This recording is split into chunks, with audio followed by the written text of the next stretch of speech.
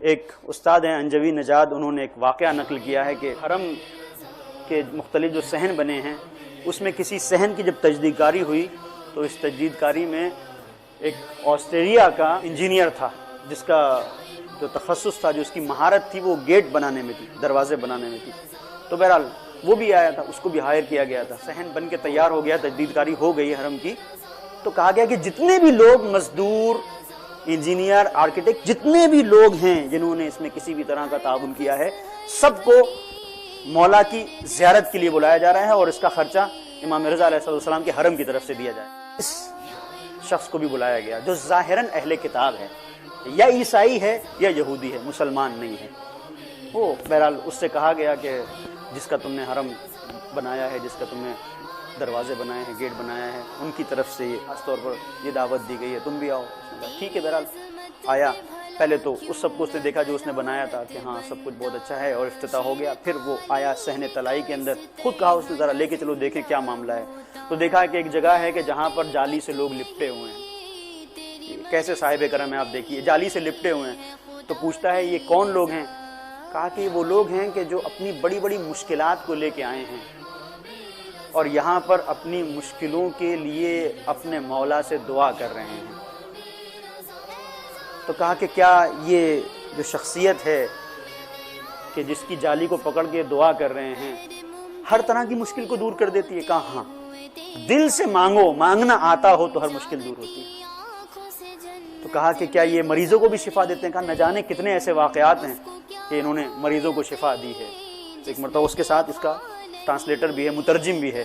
وہ کہتا ہے کہ جب یہ بات ہوئی تو یہ شخص جو انجینئر تھا آسٹریلیا کا باشندہ، یہ آگے بڑھا اور زری کے قریب گیا، اور قریب جانے کے بعد کہتا ہے مجھے نہیں معلوم، مجھے نہیں پتا کہ آپ کی شخصیت کیا ہے اور آپ کون ہیں، لیکن مجھے یہ پتا ہے کہ جب میں اس حرم کے اندر وارد ہوا تو مجھے اتنا احساس ہوا کہ ایک وزنی جگہ ہے جہاں میں آ گیا، ایک بڑی مقام پر میں آ گیا، ایک روح کے اندر ایک نشاط، ایک شادابی کو میں محسوس کر رہا ہوں.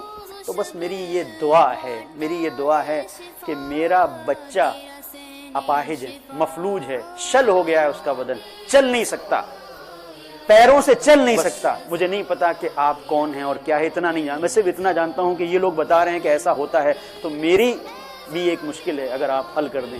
اور یہ کہہ کے اس نے گریہ کیا، اس کے بعد چلا گیا. تو خادم واقعے کو نقل کر رہا ہے. وہ کہتا ہے کہ اس کے بعد ہم سب لوگ سو گئے کہ اچانک 3-3:30 بجے، اس وقت یہ موبائل اور یہ سب چیزیں نہیں تھی، 3-3:30 بجے کال آئی. میں اٹھا، اٹھنے کے بعد میں نے فون ریسیو کیا کہ یہی شخص تھا انجینئر. یہ کہہ رہا تھا کہ جتنی جلدی ہو سکے مجھے بتاؤ کہ جس آقا کی زیارت کے لیے ہم گئے تھے اس کا مکتب کیا ہے، اس کا مذہب کیا ہے، میں اس کے دین پر آنا چاہتا ہوں.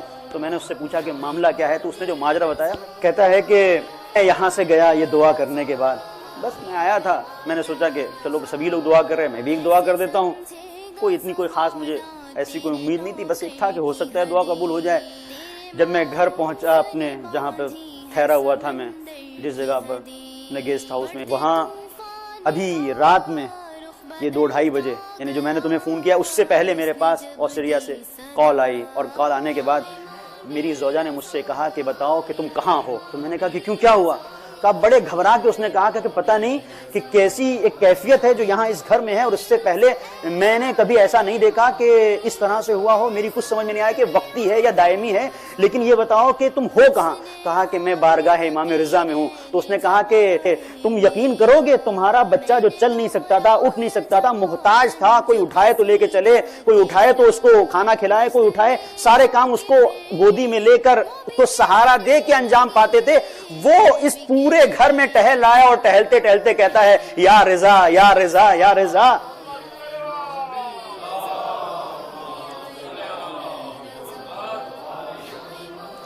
اب اسے تعجب ہوا کہ ظاہر ہے کہ میں جانتا ہوں کہ امام رضا کون ہے، اسے کیا پتا جو میری زوجہ ہے وہ آسٹریلیا میں ہے، اور بچے کو کہاں سے پتا؟ تو اس نے پوچھا کہ ہوا کیا؟ تو بچے نے کہا کہ رات کے تیسرے پہر ایک شخص، ایک نورانی شخصیت میرے سامنے آئی اور سامنے آ کے مجھ سے کہا کہ کھڑے ہو جاؤ. میں نے کہا کہ میں کھڑا نہیں ہو سکتا، میرے پیر کام نہیں کرتے. کہا کہ میں کہہ رہا ہوں کھڑے ہو جاؤ، اور انہیں ہاتھ پکڑ کے مجھے اٹھایا اور مجھ سے کہا کہ میں رضا ہوں، مجھے رضا کہتے ہیں.